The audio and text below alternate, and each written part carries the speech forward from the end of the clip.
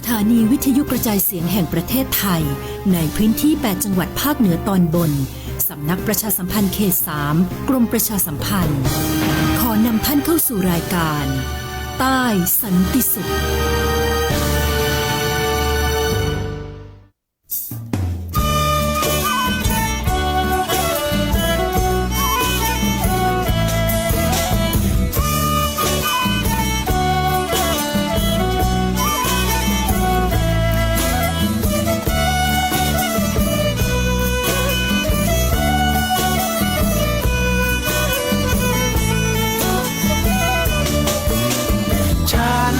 ถึงภาคใต้ที่ภาคภูมิใจในดินแดนสะท้อฉันคิดถึงภาคใต้ที่ภาคภูมิใจในดินแดนสะท้อใต้วันนี้ยังมีแม่พ่อเพื่อนพี่น้องก็ยังเฝ้ารอภาคใต้เราหนอยังมีฉันและเธอคิดถึงดิเกหูลูได้แลได้ดูละนางลุงบนจอคิดถึงดิเกหูลูได้แลได้ดูละนางลุงบนจอเรือน้อยเจ้าก็ลอยละล่องนางนวลเจ้าก็บินเวียนว่อนบินลาคืนคอนกลับปากใต้บ้านเราต้นยางยังยาวเสียดสูงผู้คนก็มุ่งแต่ตัดยางกรีดยางคนตายละอดทนขยันชีวิตทุกวันก็อยู่กันได้คนตายละชอบการศึกษาคนตายละชอบการศึกษาใครร้ายมาเขารู้ทันฉันยังคิดถึงเธออยากเจอละพบเธองามตา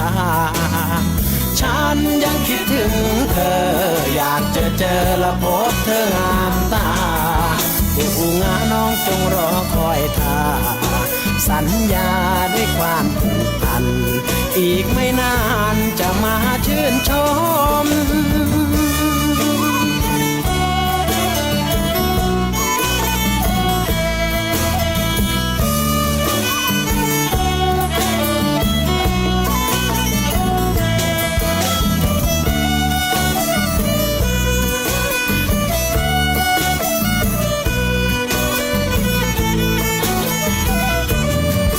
ต้นยางยังยาวเสียดสูงผู้คนก็มุ่งแต่ตัดยางกรีดยาง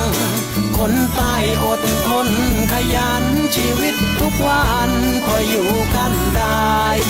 คนตายและชอบการศึกษาคนตายและชอบการศึกษาใครร้ายมาเขารู้ทันฉันยังคิดถึงเธออยากเจอละพบเธองามตาฉันยังคิดถึงเธอ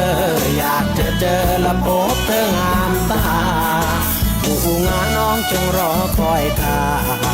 สัญญาด้วยความผูกพันอีกไม่นานจะมาชื่นชมฉันคิดถึงภาคใต้ที่ภาคภูมิใจในดินแดนสะท้อ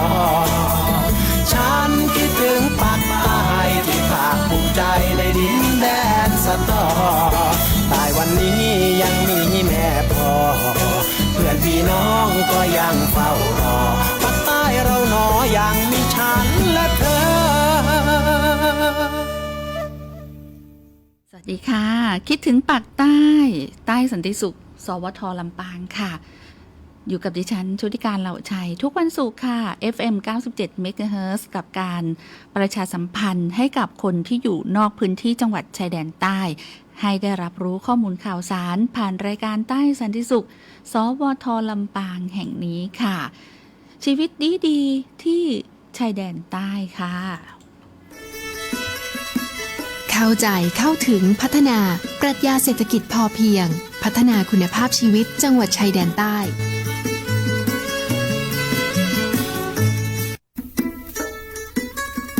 ลดต้นทุนเพิ่มมูลค่ามุ่งพัฒนาเมืองต้นแบบสามเหลี่ยมมั่นคงมั่งคั่งยั่งยืนจังหวัดชายแดนใต้สามเหลี่ยมมั่งคั่งมั่นคงยั่งยืนพัฒนาจังหวัดชายแดนใต้ค่ะวันนี้ค่ะใน รายการใต้สันติสุขสวทลำปางขอนำเสนอในประเด็นนี้ค่ะโดยเฉพาะในพื้นที่ภาคใต้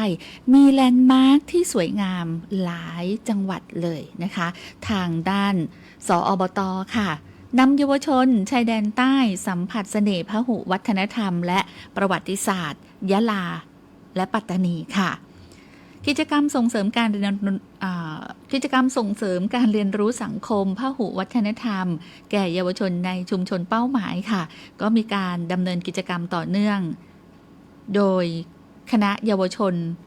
ก็ได้ออกเดินทางจากจังหวัดปัตตานีมุ่งหน้าสู่อำเภอเบตงจังหวัดยะลาเพื่อสัมผัสความงดงามของทะเลหมอกอายาเวงสถานที่ท่องเที่ยวชื่อดังระดับอาเซียนที่มีสกายวอล์กยาวที่สุดในภูมิภาค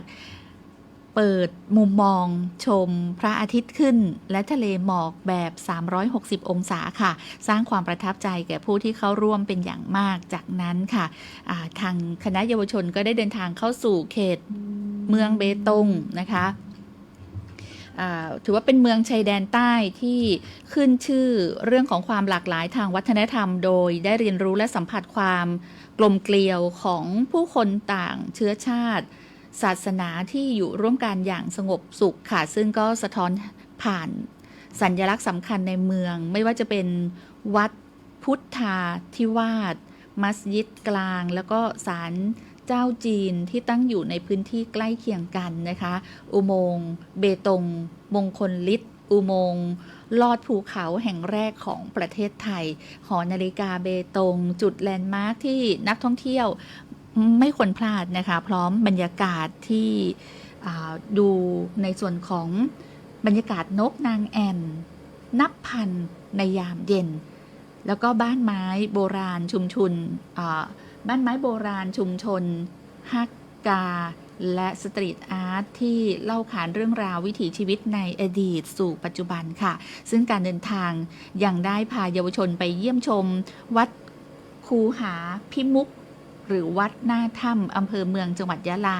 วัดเก่าแก่ที่มีมาตั้งแต่สมัยศรีวิชัยแล้วก็ถือเป็นศูนย์รวมจิตใจของชาวยะลามาอย่างยาวนานค่ะซึ่งทริปการเรียนรู้ในวันนี้จบลงที่เมืองโบราณยะรังจังหวัดปัตตานีแหล่งโบราณคดีสำคัญของภูมิภาคเอเชียตะวันออกเฉียงใต้ซึ่งนักประวัติศาสตร์เชื่อว่าเป็นที่ตั้งของอาณาจักรลังกาสุกะอารยธรรมโบราณที่เคยรุ่งเรืองแล้วก็มีอิทธิพลต่อวัฒนธรรมในดินแดนภาคใต้ค่ะซึ่งกิจกรรมตลอดทั้งวันนะคะไม่เพียงเปิดมุมมองใหม่ให้แก่เยาวชนในพื้นที่แต่ยังตอกย้ำถึงคุณค่าของการอยู่ร่วมกันอย่างสันติสุขในสังคมพหุวัฒนธรรมและการเชื่อมโยงรากเหง้าทางประวัติศาสตร์กับการพัฒนาสังคมในปัจจุบันและอนาคตค่ะอันนี้ก็เป็นกิจกรรมดีๆนะคะในส่วนของสอบต.ที่นำเยาวชนชายแดนใต้สัมผัสเสน่ห์พหุวัฒนธรรมและประวัติศาสตร์ยะลาและปัตตานีค่ะชีวิตดีๆที่ชายแดนใต้สันติสุขสวท.ลำปางค่ะเข้าใจเข้าถึงพัฒนาปรัชญาเศรษฐกิจพอเพียงพัฒนาคุณภาพชีวิตจังหวัดชายแดนใต้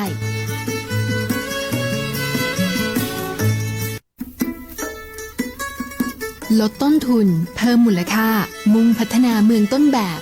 สามเหลี่ยมมั่นคงมั่งคั่งยั่งยืนจังหวัดชายแดนใต้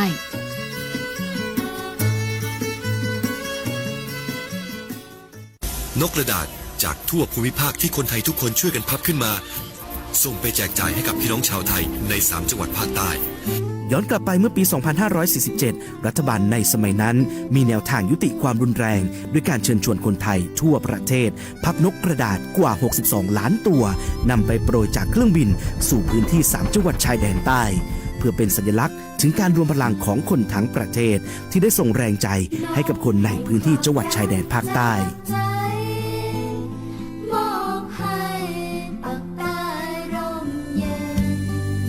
นกกระดาษกว่า 62 ล้านตัวที่โปรยมาจากฟากฟ้าในวันนั้นได้นำมาก่อสร้างเป็นอนุสาวรีย์นกสันติภาพที่ชาวจังหวัดนราธิวาสเรียกกันว่าวงเวียนนกผ่านมา แล้วกว่า 20 ปี อนุสาวรีย์นกสันติภาพยังคงตั้งตระหง่านและกลายเป็นสถานที่จุดเช็คอินของนักท่องเที่ยวแม้ว่านกสันติภาพตัวนี้จะไม่สามารถส่งเสียงได้แต่ก็คือสัญลักษณ์แห่งความหวังด้วยหวังว่าวันหนึ่งบ้านเมืองจะกลับมาสงบสุขและมีรอยยิ้มอีกครั้งสันติสุขชายแดนใต้สร้างได้โดยสันติวิธีโครงการสร้างความเข้าใจและประสานความร่วมมือทั้งในและนอกจังหวัดชายแดนภาคใต้สำนักประชาสัมพันธ์เขต 3 กรมประชาสัมพันธ์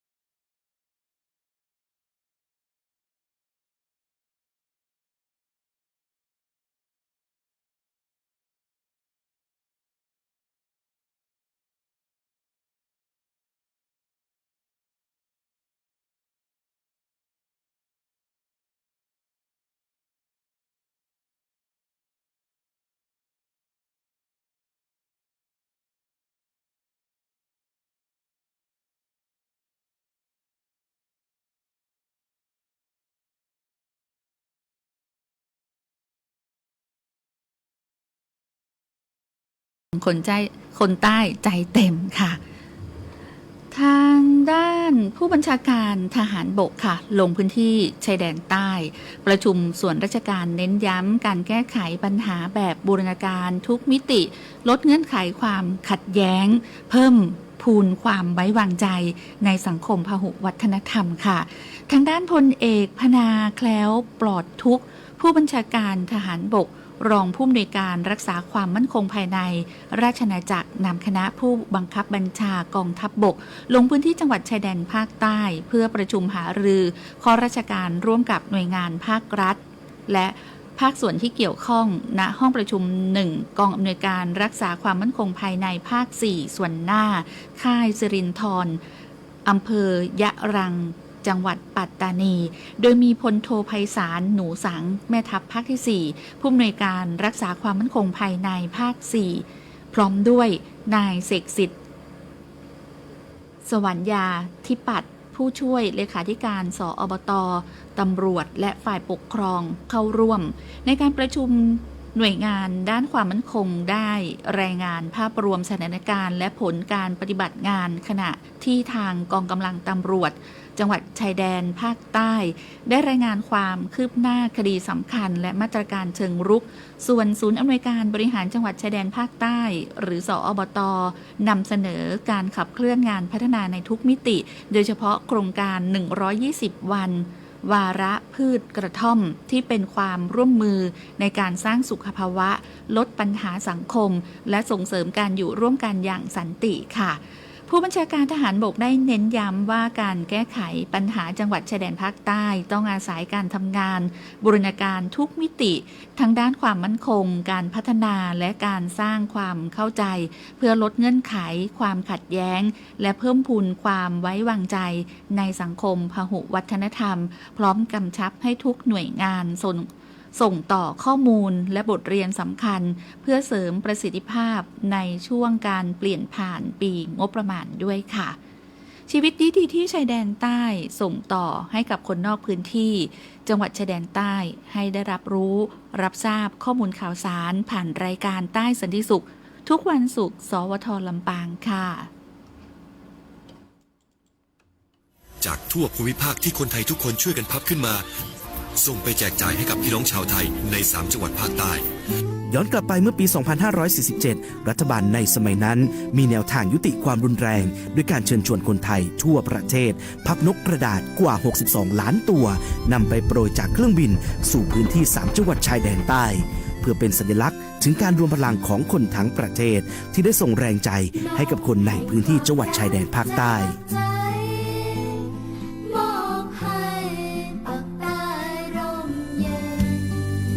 นกกระดาษกว่า 62 ล้านตัวที่โปรยมาจากฟากฟ้าในวันนั้นได้นำมาก่อสร้างเป็นอนุสาวรีย์นกสันติภาพที่ชาวจังหวัดนราธิวาสเรียกกันว่าวงเวียนนกผ่านมาแล้วกว่า 20 ปีอนุสาวรีย์นกสันติภาพยังคงตั้งตระหง่านและกลายเป็นสถานที่จุดเช็คอินของนักท่องเที่ยวแม้ว่านกสันติภาพตัวนี้จะไม่สามารถส่งเสียงได้แต่ก็คือสัญลักษณ์แห่งความหวังด้วยหวังว่าวันหนึ่งบ้านเมืองจะกลับมาสงบสุขและมีรอยยิ้มอีกครั้ง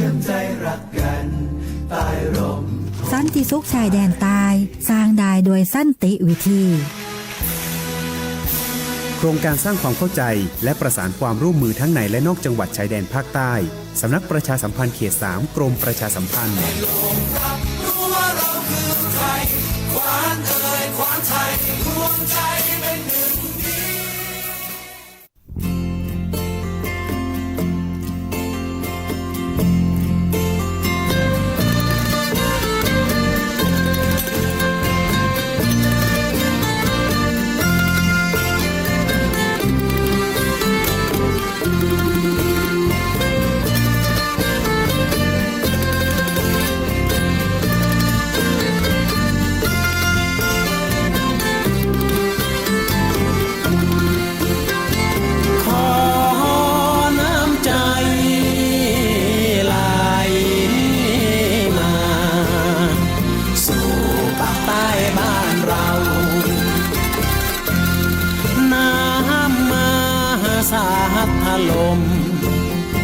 คราชีวิตผู้คน เสียงร้องถูกกระทมคลาปนไปด้วยน้ำตาเสียงกลองหนังลุงโนราต่างโหยหาวอนให้ภัยร้ายจะหนักเท่าไร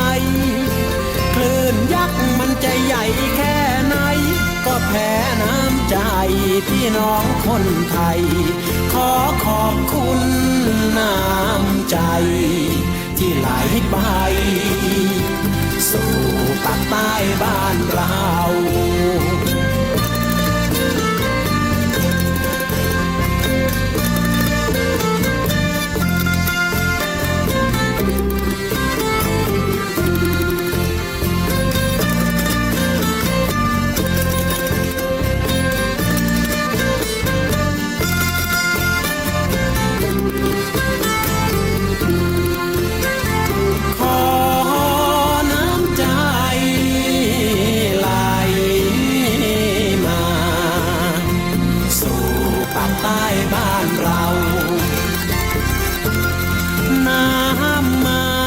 สาดถล่มคราชีวิตผู้คนเสียงร้องถูกกระทม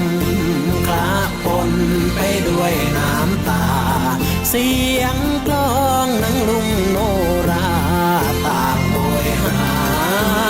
วอนให้ภัยร้ายจะหนักเท่าไรคลื่นยักษ์มันจะใหญ่แค่ไหนก็แพ้น้ำใจ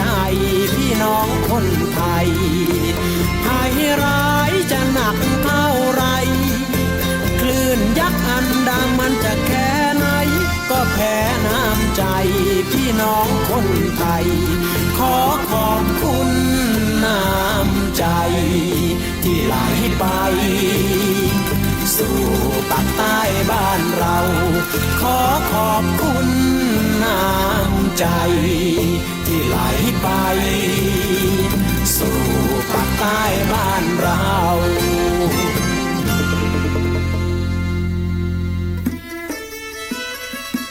เข้าใจเข้าถึงพัฒนาปรัชญาเศรษฐกิจพอเพียงพัฒนาคุณภาพชีวิตจังหวัดชายแดนใต้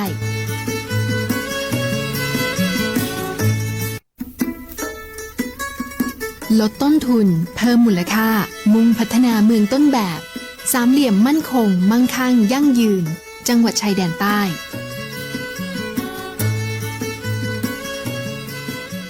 เข้าใจเข้าถึงพัฒนา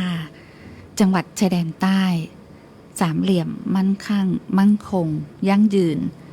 คุณผู้ฟังคะในช่วงของรายการใต้สันติสุขเดินทางมาถึงช่วงท้ายของรายการในวันนี้แล้วค่ะขอบพระคุณเป็นอย่างสูงในการติดตามรับฟังในทุกช่องทางค่ะไม่ว่าจะเป็นทางคลื่น FM 97 MHz และทางเพจสวท.ลำปางกรมประชาสัมพันธ์ด้วยนะคะติดตามได้ทุกวันศุกร์เวลา 9:30 น.ถึง 10 นาฬิกากับดิฉันชุติการเหล่าชัยค่ะสำหรับวันนี้ต้องนำรายการจากลาคุณผู้ฟังแต่เพียงเท่านี้พบกันใหม่ในครั้งต่อไปสำหรับวันนี้สวัสดีค่ะ